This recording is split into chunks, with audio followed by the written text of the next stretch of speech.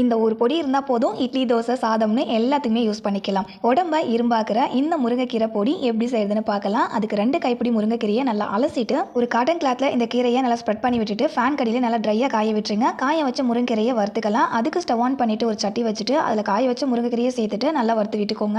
இந்த மாதிரி நல்லா வரப்பட்டு வந்ததுக்கு அப்புறமா இது ஒரு பிளேட்டில் மாற்றிட்டு சூடார விட்டுருங்க. அடுத்து இதே சட்டியில் 1.5 டேபிள் ஸ்பூன் கடலைப்பருப்பு, 1.5 டேபிள் ஸ்பூன் உளுந்து, 1 டேபிள் ஸ்பூன் எள்ளு சேர்த்து வறுத்துக்கோங்க. இந்த மாதிரி பருப்பு எள்ளுடைய கலர் சேஞ்ச் ஆகி வரப்பட்டதும் இதை பிளேட்டில் மாற்றிட்டு சூடார விடுங்க. அடுத்து இதே சட்டியில் 1 டேபிள் ஸ்பூன் கொத்தமல்லி, 1/2 டேபிள் ஸ்பூன் மிளகு, 1/2 டேபிள் ஸ்பூன் ஜீரகம், 8லேருந்து 10 காஞ்ச மிளகாய் சேர்த்துட்டு வறுத்துக்கோங்க. இதுவுமே நல்லா வரப்பட்டதும் பிளேட்டில் மாற்றிட்டு சூடார விட்டுட்டு நம்ம வறுத்த எல்லா இன்க்ரீடியண்ட்டையுமே ஒரு மிக்ஸி கப்பில் மாற்றிக்கோங்க. அடுத்து 2 டேபிள் ஸ்பூன் உப்பு சேர்த்துட்டு 1/4 டேபிள் ஸ்பூன் பெருங்காயத்தூள் சேர்த்துட்டு மிக்ஸி கப்பை க்ளோஸ் பண்ணிட்டு நல்லா ஃபைனாக அரைச்சி எடுத்துக்கோங்க.